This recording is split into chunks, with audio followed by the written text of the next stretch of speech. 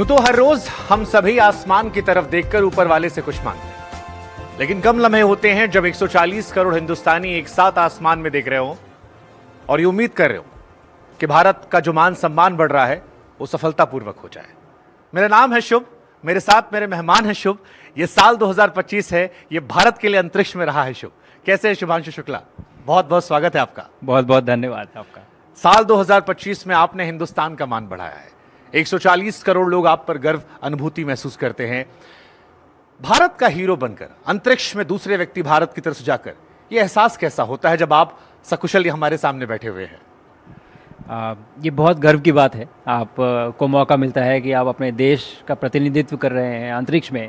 पहली बार भारत का झंडा अंतर्राष्ट्रीय स्पेस स्टेशन पे पहुंचा, पहली बार वहाँ पे हिंदी में वार्तालाप हुई, तो ये बहुत बड़े मुकाम है। और जब आप होते हैं वहाँ पे और जब इस तरह से बात करते हैं तो कहीं ना कहीं इस बात की गंभीरता का ख्याल आता है, समझ में आता है कि ये कितना मॉन्यूमेंटल है, कितना बड़ा है। और बहुत खुशकिस्मत हूँ मैं, बहुत ही लकी मैं मानता हूँ अपने आप को कि मुझे ये मौका मिला, प्रिविलेज मिला ये करने का। और एक बहुत बड़ी जिम्मेदारी भी है कि ये मौका मिला है, तो अब ये जो हुआ है इसको बार बार करने के लिए, आगे इनेबल करने के लिए जो काम करना है उसमें भी अपना कंट्रीब्यूशन देना बहुत ज़रूरी मानता हूँ मैं। जब आप आसमान में थे, क्योंकि हमने तो फिल्मों में देखा है, हम तो वहाँ गए नहीं हैं, सभी इतने लकी नहीं होते। हमने फिल्मों में जो देखा वो एक अलग सी दुनिया है, लेकिन मैं जानना ये चाहता हूँ कि जब आप अंतरिक्ष में थे, घर परिवार दूर था, मोबाइल फ़ोन वहाँ नहीं था, या आप लोगों से उतना इंटरेक्ट उस लेवल पे नहीं हो पा रहे थे, सबसे ज़्यादा क्या चीज़ थी जो आपके जहन में चल रही थी वहाँ पर? ज़्यादा कुछ टाइम नहीं होता है सोचने का। आप जब जिस समय से आप वहाँ पहुँचते हैं और जब तक आप वापस नहीं आते हैं, आपका पूरा टाइम एक टाइम टेबल के हिसाब से आपको चलना पड़ता है, सुबह से लेकर शाम तक। उसके बाद सोने का भी टाइम निर्धारित होता है, हर चीज़ निर्धारित होती है। तो वैसा ही होता है हवा में उड़ना जैसे हम देखते हैं फिल्मों में? जी बिल्कुल। माहौल बहुत अलग है क्योंकि ग्रेविटी नहीं है, तो सारी चीज़ें बदल जाती हैं। मूवमेंट जो है वो बहुत अलग होता है। अभी हम यहाँ कुर्सी पे बैठे हैं, अगर यही हम स्पेस में होते तो अभी शायद हम कहीं हवा में हम तीनों भी उड़ रहे होते और आराम से और बिना किसी समस्या के हम लोग घूम के आपस में एक दूसरे से बात भी कर रहे होते। तो बहुत अलग इन्वायरमेंट है। थोड़ा समय लगता है आपके शरीर को और आपको समझने में कि यहाँ पे रहना कैसे है, खाना कैसे है, सोना कैसे है, चलना कैसे है, सब कुछ एक बच्चे की तरह वापस से ये सारी चीज़ें आपको सीखनी पड़ती है। इंदिरा जी ने कभी पूछा था राकेश जी से कि अंतरिक्ष से हमारा भारत कैसा दिखता है? आई एम श्योर ये हजारों बार पूछा गया होगा, लेकिन हर भारतीय के मन में सवाल बार बार आता है जब तिरंगा हम देख रहे हैं यहाँ पे। कैसा लगता है अंतरिक्ष से हमारा भारत? या वो सोच कर कैसा लगता है जब आप ऊपर जाते हैं कि आप भारत के झंडे को लेकर ऊपर अंतरिक्ष में गए? नहीं, मुझे लगता है ये सवाल पूछा गया और ये सवाल का जवाब सुन सुन के हम सब बड़े हुए हैं, हम सब ने देखा है। फिर भी हर बार नया लगता है सर, ये एहसास हर बार नया लगता है। आप और जब आप अंतरिक्ष से सच में भारत को देखते हैं तो एक तो हमारा जो ज्योग्राफी है वो ऐसी है कि रात में जब आप भारत के ऊपर से निकलते हैं तो वो वाकई मतलब मुझे नहीं लगता कि उससे सुंदर दृश्य कुछ है जो आप अंतरिक्ष से देख सकते हैं। लेकिन ये सिर्फ दृश्य नहीं है, ये सिर्फ देखने की बात नहीं है, क्योंकि जब मैं जितनी बार भी भारत के ऊपर से निकला तो आप सिर्फ आंखों से नहीं देख रहे हैं, आप उसको अपने पूरे शरीर में महसूस करते हैं। और वो बहुत अलग एक फीलिंग है जो मैं शायद आपको बता भी नहीं पाऊंगा कि कैसी वो फीलिंग होती है वहाँ पे। अब आपके मिशन पे आते हैं ज़रा सा। आप फैल्कन 9 क्रू ड्रैगन से गए थे, स्पेसएक्स का रॉकेट था। 600 से टन से ज़्यादा ईंधन होता है उस रॉकेट में, और आप उसके ऊपर बैठे थे 4 लोग। कभी डर लगा कि ये रॉकेट फट गया तो क्या होगा? डर से ज़्यादा ये हम इसके बारे में कैलकुलेशन करते हैं कि अगर रॉकेट फटा तो क्या करेंगे। इसीलिए उसके ऊपर आपका जो लॉन्च एस्केप सिस्टम होता है वो इसीलिए लगाया जाता है। तो ऐसा सोचते नहीं है, जानबूझकर सोचते हैं कि अगर फटेगा तो हम क्या करेंगे, तो आप प्रिपेयर करते हैं। और आई थिंक ये जो एक मेंटालिटी है ये मिशन के हर पड़ाव पे झलकती है कि आप जब एक स्पेस मिशन के लिए जाते हैं तो हमें मालूम है कि ये एक रिस्क इसमें है, और हम उस रिस्क को कैलकुलेट करते हैं और समझते हैं कि इस रिस्क को कैसे कम किया जाए, और फिर साइंटिफिकली हम तरीके निकालते हैं कि इस रिस्क को हम मिटिगेट कर सकें, इसको हम कम कर सकें। और जब वो रिस्क हमारे लिए एक्सेप्टेबल हो जाए तभी हम उस मिशन को लॉन्च करें। तो सोचते ज़रूर हैं, डर कम लगता है। आम तौर पे जो लोगों की धारणा है कि आपका मिशन जो था वो बहुत कामयाब रहा, एस्ट्रोनॉट आपने कामयाबी से अपना काम किया, लेकिन चैलेंजेस कई हुए थे आपके मिशन में, उसकी भी थोड़ी सी चर्चा कर लेते हैं। उड़ने के पहले फैल्कन 9 रॉकेट पे लीक हुआ था, आपका सबसे लंबा क्वारंटाइन हुआ ऑल एस्ट्रोनॉट्स की हिस्ट्री में, और उड़ने से कुछ सेकंड पहले भी एक झटका लगा था रॉकेट में। इन सब के बीच में एज ग्रुप कैप्टन शुक्ला, तब तक आप एस्ट्रोनॉट नहीं बने थे, आपके मन में क्या चल रहा था? और इसरो ने बड़ा अहम रोल प्ले किया था। मुझे लगता है कि जो हमारी ट्रेनिंग होती है, जब हम तैयारी करते हैं मिशन के लिए, तो कहीं ना कहीं वो ज़्यादा फोकस इसी चीज़ पे होता है कि आप तब क्या करेंगे जब कुछ कोई सिस्टम फेल हो जाएगा या कोई ऑफ नॉमिनल चीज़ हो जाएगी, तो आप तब क्या करेंगे। 70 to 80% टाइम जो ट्रेनिंग का होता है वो इसी चीज़ पे जाता है। तो कहीं ना कहीं मेंटली हम लोग तैयार रहते हैं कि ये चीज़ें तो होंगी, बिकॉज इतना कॉम्प्लेक्स सिस्टम है, सिस्टम ऑफ सिस्टम्स है, तो कुछ ना कुछ तो कहीं ना कहीं ये चीज़ें होंगी, और इसके लिए हम लोग मेंटली रेडी रहते हैं। बट फिर भी जो कि आप बता रहे हैं, तो इसका रियलाइजेशन ज़रूर होता है कि ये बहुत सीरियस चीज़ें हैं, क्योंकि पास्ट में भी ऐसी चीज़ें हुई हैं, एग्जाम्पल्स हुए हैं, जब एक्सीडेंट्स हुए हैं, हमने देखा है कि इन चीज़ों की वजह से लोगों ने अपनी पीपल हैव लॉस्ट लाइफ जाने गई कल्पना हैं। चावला हमारी जी, हमारे तो अपने मूल की थी। इसीलिए बहुत सीरियसनेस है, और मुझे लगता है जो भी टीम होती है उसके बहुत बड़ा एक रोल होता है कि ये निर्धारित करने में कि आपका मिशन सेफ़ हो, क्योंकि कोई उस पर बैठ के जा रहा है, और वो टीम सिर्फ क्रू की नहीं, जो जितने भी ग्राउंड पे जितने इंजीनियर्स हैं या टेक्नीशियंस हैं या जितने भी सपोर्ट पर्सनल हैं, वो सब एक इस टीम का हिस्सा होते हैं। और कोशिश ये होती है कि आपका सिस्टम इतना रोबस्ट हो, इतना कॉन्फिडेंस दे कि जो भी उस पर बैठ के जा रहा है उसको भरोसा हो कि हाँ। नहीं, कहीं ना कहीं ग्रुप कैप्टन शुक्ला, ये लग रहा था कि स्पेस एक्स को जल्दी हो रही थी उड़ाने की, और इसरो चीफ हमारे डॉक्टर वी नारायणन, जो खुद लिक्विड इंजन्स के स्पेशलिस्ट हैं, उन्होंने कहा नहीं, अभी मौका नहीं है, इट्स टू रिस्की, मुझको बताओ क्या खराबी है, ठीक करो। आप उस वक्त लूप में थे, क्या हो रहा है? हाँ, सबसे बड़ी, जैसा मैंने पिछली बार अभी आपको बताया कि ट्रांसपेरेंसी एक बहुत की फैक्टर है स्पेस मिशन में। तो जो कुछ भी हो रहा है वो सबसे पहले क्रू को बताया जाता है। तो हर दिन सुबह हमारी ब्रीफिंग होती थी, हमें ये बताया जाता था कि क्या प्रॉब्लम डिटेक्ट हुई है और उसको कैसे हम उसका सोल्यूशन ढूंढ रहे हैं, कैसे मिटिगेट करेंगे, हम क्या करना चाहते हैं। हमसे भी ओपिनियन लिया जाता था कि आप सेटिस्फाइड हैं कि नहीं सेटिस्फाइड हैं, या आप कुछ और करना चाहते हैं। तो मुझे लगता है कि जितने भी लोग इसमें इन्वॉल्व हैं, जैसे मैंने कहा कि ये ह्यूमन स्पेस मिशन में लाइव्स इन्वॉल्व हैं, लोगों की जानें इन्वॉल्व हैं, तो ये सीरियसनेस कहीं ना कहीं है, और सब समझते हैं कि कोई भी शॉर्टकट लेना यहाँ पे ठीक नहीं होगा।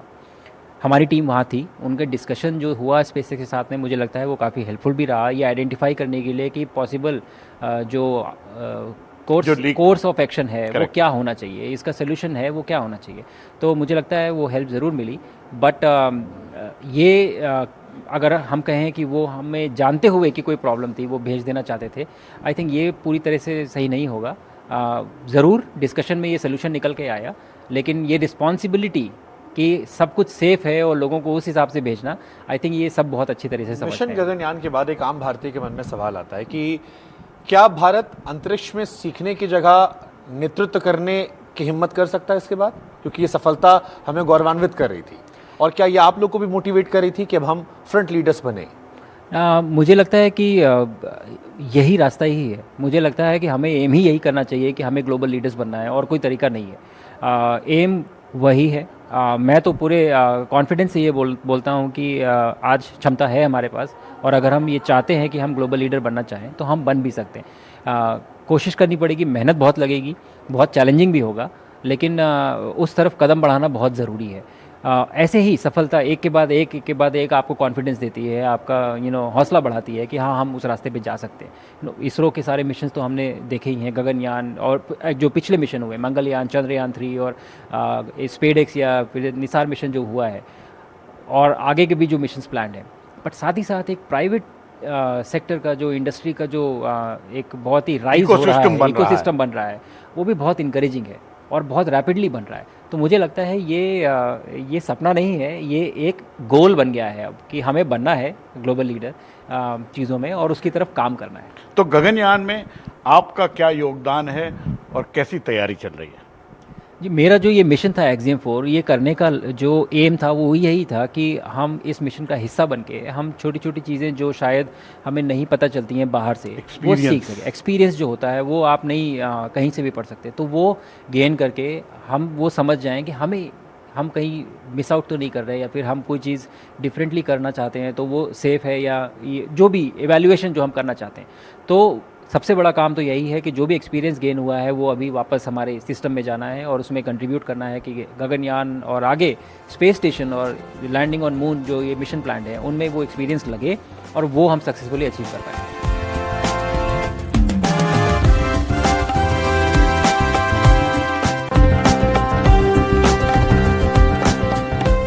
आपको होमवर्क दिया था प्रधानमंत्री ने, पूरा हुआ?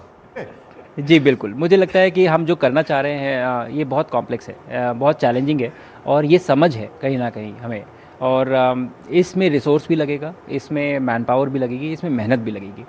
और सबसे बड़ा जो रीज़न था, जो कारण था भेजने का, मैंने आपको बताया, वो मिला है और वो एक्सपीरियंस गेन हुआ है। अब हमें मशीन ही नहीं बनानी है, हमें क्या केवल स्पेसक्राफ्ट और रॉकेट नहीं बनाना है, हमें पूरा एक इकोसिस्टम बनाना है कि ह्यूमन स्पेस मिशन कैसे कंडक्ट किए जाएँ भारत में। तो वो जो एक्सपीरियंस गेन हुआ है वो बहुत काम आने वाला है हमारे लिए यहाँ पे इसको इस्टेब्लिश करने के लिए।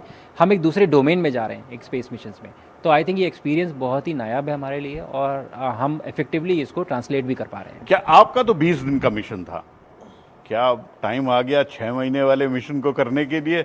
एक बारी फिर भारतीय को भेजें अंतरिक्ष स्टेशन पे, लेकिन अब की से 6 महीने के लिए, ऐसी आपने राय दी क्या इसरो को? जी अभी तो मुझे लगता है कि सारी एनर्जी और सारा फोकस जो है वो हमारे गगनयान मिशन पे और स्पेस स्टेशन के काम पे चल रहा है। ये पॉलिसी है कि अब लॉन्ग ड्यूरेशन मिशन में भेज के लोगों को से और एक्सपीरियंस गेन करना या फिर अपना मिशन भेजना, आई थिंक ये तो पॉलिसी डिसीजन है, ये मेरे लिए कमेंट करना ठीक नहीं होगा। आपने रिकमेंडेशन की कि नहीं?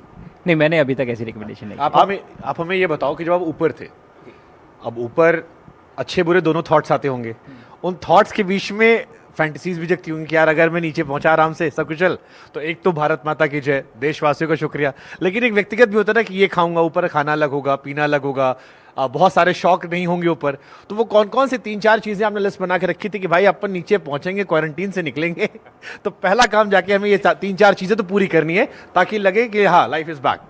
हाँ, अरे खाते पीते नहीं हैं जनरली नहीं, कोई और फैंटेसीज होगी? नहीं, खाने के लिए है, लेकिन नहीं, ये मैं खाते बताता हूँ पीते आपको कि मैं जनरली नहीं खाता। आप सही कह रहे हैं कि मैं बहुत फूडी हूँ, मुझे पसंद है खाना, लेकिन थोड़ा कंट्रोल करना किसी को पड़ता खेलना पसंद होता है, किसी को कुछ पसंद होता है। हाँ। 3-4 चीजें दिमाग में होंगी, आई एम श्योर, जो आपको नहीं, पसंद बहुत होगी। अच्छा सवाल है आपका, मैं बताता हूँ आपको। तो मैं जनरली बहुत रेगुलेट करके खाना खाता हूँ अपनी फिटनेस की वजह से, पसंद बहुत है मुझे खाना। लेकिन स्पेस स्टेशन पे क्या हुआ कि शुरुआत में जब आप जाते हैं तो आप फ्लोट कर रहे हैं स्पेस में और आपके पेट में भी सब कुछ फ्लोट कर रहा है, तो भूख नहीं लगती है बिल्कुल भी, बिल्कुल एकदम फुल लगता है आपका कि पेट भरा हुआ है हमेशा। तो वो कुछ समय लगता है आपको, मुझे ज़बरदस्ती खाना खाना पड़ रहा था। और खाना भी वो हमारा खाना तो है नहीं, इंडियन खाना जो हमारा जैसा होता है वो टेस्ट तो है नहीं, वो तो नासा की तरफ से जो खाना जाता है वो जाता है। लखनऊ के शर्मा जी वाली चाय तो है नहीं, वो तो है नहीं वहाँ पे तो कुछ दिन तो ठीक था, लेकिन जब तक मिशन ख़त्म हो रहा था, और ये खाना जितना भी है नासा का, ये सब लो इन सोडियम होता है, तो आपको सॉल्ट का टेस्ट रियली पता नहीं चलता बहुत, और टुवर्ड्स द एंड फिर ऐसा हो जाता है कि आप मिस करने लगते हो। मैं भी बहुत, in spite of not being very inclined कि खाना बहुत नहीं मैं रखता हूँ शौक, लेकिन मेरा भी मन कर रहा था कि सॉल्ट जैसा कुछ मतलब खाना है मुझे। तो मेरे जो फ्लाइट सर्जन थे नासा के, मैंने उनको वहीं से मैसेज पास किया, बिकॉज मेडिकल कॉन्फ्रेंस होती है एक आने से पहले आपकी हालत जानने के लिए। तो मैंने इनको एक रिक्वेस्ट दी, मैंने कहा कि आप जब मुझे रिसीव करने आए तो आप प्लीज़ अपने साथ कुछ चिप्स लेके आइएगा क्या बात बट है? चिप्स से तो काम चलता नहीं, तो मैंने उनको ये भी बोला कि मेरे इंडिया से भी फ्लाइट सर्जन गए हुए थे वहाँ पे, तो मैंने उनको बोला आप उनको भी ये बताइएगा कि मुझे सॉल्ट खाने का मन है, तो वो भी कुछ लेके आए। लेकिन वो कुछ समय बाद मुझसे मिलने वाले थे, नासा के फ्लाइट सर्जन तुरंत मुझे मिलने वाले थे, तो वो मेरे लिए चिप्स के पैकेट लेके आए, मैंने काफ़ी चाव से खाए। लेकिन जब मेरे फ्लाइट सर्जन आए तो वो मेरे लिए कचौड़ी और भाकरवाड़ी लेके आए, जो मैंने बहुत इंजॉय की। क्या बात है? जी, तो अंतरिक्ष से आने के बाद कचौड़ी खाई आपने? वैसे नहीं खाते हैं, मेरे को पता है, खाता हूं मैं। आपकी वाइफ वैसे बताती हैं कि आप नहीं खाते हैं, और आने के बाद आपने मसालेदार चीजें खाई थी, आप बहुत खुशी से खाई थी। बिल्कुल। लेकिन आपने अंतरिक्ष में गाजर हलवा और मूंग दाल हलवा भी खाया था, ये भी पता है हमको, कैसा था वो? एक्चुअली हमने बहुत कोशिश की थी कि हम ज़्यादा से ज़्यादा हमारी भी जो DRDO की लैब है DFRL, वो हमारे गगनयान मिशन के लिए खाना बना रही है स्पेस में। तो हमारी कोशिश ये थी कि हम ज़्यादा से ज़्यादा खाना वहाँ से ले जाके उसको क्वालिफाई करवा लें नासा के प्रोसेस के थ्रू कि हाँ ये सेफ़ है ले जाना और खाना है स्पेस में। तो ले तो हम बहुत कुछ गए थे, बट क्लियर केवल 3 चीज़ें ही हुई, जैसे आपने बताया, गाजर का हलवा, मूंग दाल का हलवा और आमरस, यही 3 चीज़ें क्लियर हो पाई। तो मैंने तो लखनऊ बहुत वाला तो आमरस जरूर ले जाएगा। आई एम श्योर शुभांकर भी मानेगा, मैं भी कानपुर वाला हूँ, हम लोग आमरस के बगैर कहाँ काम चलता है। हाँ, बट मुझे लगता है कि सबसे बड़ी अच्छी बात जो थी ये कि ये मैं ही नहीं ले गया था, हंगरी के भी जो एस्ट्रोनॉट थे वो अपने देश का खाना लेके आए थे, पोलैंड के जो एस्ट्रोनॉट थे वो अपने देश का लेके आए थे कुछ। तो जब सब लोग साथ में बैठते हैं, आप पृथ्वी के चारों तरफ चक्कर लगा रहे हैं, कुछ लोग रशिया से हैं, कुछ लोग यूएस से हैं, जापान से हैं, पोलैंड से हैं, हंगरी से हैं, इंडिया से हैं, हम सब साथ में बैठ के एक दूसरे का खाना शेयर कर रहे हैं, कल्चरली शेयर कर रहे हैं हवा में, और खा रहे हैं और इन्जॉय कर रहे हैं। तो मुझे लगता है ये एक सिंबॉलिक बहुत बड़ी मान्यता थी इस चीज़ की कि कैसे हम सब साथ में आके एक मिशन के लिए एक साथ काम कर सकते हैं। और तो क्या अब हमारा अपना स्पेस स्टेशन बनना है, भारतीय अंतरिक्ष स्टेशन, और उसमें उम्मीद है कि आपका कंट्रीब्यूशन बहुत रहेगा। तो कैसा चल रहा है काम बैस के लिए, भारतीय अंतरिक्ष स्टेशन के लिए? हाँ, अभी और उसके संग संग आप मैन ऑन द मून भी करना है हमें। मैन नहीं बोलना चाहिए, ह्यूमन बोलना चाहिए, बिकॉज हमारे यहाँ तो ह्यूमन स्पेस फ्लाइट है। We are not believers in man on the moon. You may not be the first one. हाँ, यस। बताओ कैसी तैयारी चल रही है? जी, तैयारी अभी इनिशियल स्टेज पे है, लेकिन काफ़ी काम चल रहा है। शुरुआत में जो प्रोसेस होता है वो ये कि आप आइडिएट करते हैं कि कैसा सिस्टम होना चाहिए, कि आपकी रिक्वायरमेंट क्या है, आप करना क्या चाहते हैं, और उसके बाद फिर आप ड्राइंग बोर्ड पे आते हैं कि कॉन्फ़िगरेशन क्या होना चाहिए, और उसके बाद वो कॉन्फ़िगरेशन डिसाइड होने के बाद सारी रिस्ट्रिक्शन सिस्टम की आप सिस्टम वाइज इवैल्यूएट करते हैं कि वेट कितना होगा, वॉल्यूम कितना होगा, ये सारी चीज़ें जो होती हैं। तो अभी मुझे लगता है कि हम उस स्टेज पे हैं कि ये वाला काम चल रहा है। बट हाँ, जैसा आपने कहा कि मेरा जो एक्सपीरियंस है वो बहुत काम आ रहा है, क्योंकि केवल डिज़ाइन स्टडी नहीं की है, हमने एक एक्सपीरियंस किया है कि स्टेशन में रहना कितना मुश्किल, कितना आसान होता है, कौन सी चीज़ें हमको लेनी चाहिए, कौन सी नहीं लेनी चाहिए। तो ये सारा एक्सपीरियंस जो है ये अभी वापस इसमें कंट्रीब्यूशन इसकी डिज़ाइन में जा रहा है। आप 40 के हुए हैं अभी, और भारतीय को चांद पे भेजने का काम 2040 तक होना है। क्या आप जाना चाहेंगे as the first Indian on the moon? ये मोदी जी वाली राइमिंग थी वैसे आपकी मैं अगर आपसे पूछूं कि आप जाना चाहेंगे? नहीं, मैं तो बहुत बाहरी हूँ, मेरे को कौन ले जाएगा भाई साहब? स्पेस में तो कोई वेट ही नहीं है। ये बात है, लेकिन जाते वक्त तो है जी। नहीं, मैं बिल्कुल जाना चाहूँगा, और जितना हो सके उतना मैं कंट्रीब्यूट करूँगा ताकि ये मिशन हो। इससे ज़्यादा ज़रूरी मेरे लिए ये है कौन जाता है, इससे ज़्यादा ज़रूरी ये है कि जाना है, वहाँ पहुँचना है, भारत जाए, भारत का झंडा पहुँचना चाहिए, हमें वहाँ पहुँचना है। तो इस तरफ ज़रूर पूरा कंट्रीब्यूशन रहेगा, काम रहेगा, और मैं तो चाहूँगा कि मैं जाऊँ, और मैं पूरी तैयारी भी करूँगा, मेहनत भी करूँगा, और फिर बाकी जिसको पहुँचना होगा वो पहुँचेगा। तो भारत के बच्चों के लिए कोई मैसेज आपका? हमारे एनडीटीवी के व्यूअर्स के लिए, आपको NDTV Indian of the year award मिला है, उसके लिए मुबारकबाद। हमारे व्यूअर्स के लिए और भारत के जो youngsters who may want to become astronauts, उनके लिए कोई मैसेज आपका? मेरा मैसेज ये है भारत के बच्चों के लिए कि आप अभी जहाँ बैठे हैं, जिन क्लासरूम में बैठे हैं, मैं भी वहीं बैठता था, यहीं से मैं बड़ा हुआ हूँ, यहीं से पढ़ के मैं जो कुछ भी मैंने किया है वो यहीं से किया है। तो मेरी जो जर्नी रही है क्लासरूम से लेकर स्पेस तक की, वो जर्नी आपके लिए भी पॉसिबल है। आपको केवल सोचना है और उस डायरेक्शन में, उस दिशा में मेहनत करनी है। और हमने ऑलरेडी बात की है कि हमारे कितने मिशंस प्लान्ड हैं, गगनयान मिशन, स्पेस स्टेशन और लैंडिंग ऑन द मून, और ये सब करने के लिए हमें आपकी ज़रूरत है। तो आप इसमें बढ़ चढ़ कर हिस्सा लीजिए, एक्साइटमेंट दिखाइए, क्यूरियोसिटी दिखाइए, खूब मेहनत करिए, और आके हमारी मदद करिए कि हम ये मिशन सक्सेसफुली अचीव कर पाएँ। शुभांकर का भी धन्यवाद, आपका भी धन्यवाद। आप आए, NDTV Indian of the year में पार्टिसिपेट किए, आपको भारत की तरफ से मान सम्मान मिला। आप भारत को गौरवान्वित करते रहें, और भारत को, जैसे प्रधानमंत्री नरेंद्र मोदी की इच्छा है कि चांद पे 2040 तक पहले भारतीय को पहुंचाया जाए, आप उसके लिए कंट्रीब्यूट करते रहें। उसके लिए हमारी शुभकामनाएं हैं आपके लिए। बहुत धन्यवाद। बहुत बहुत जय धन्यवाद। हिंद, जय भारत। जय हिंद, जय भारत।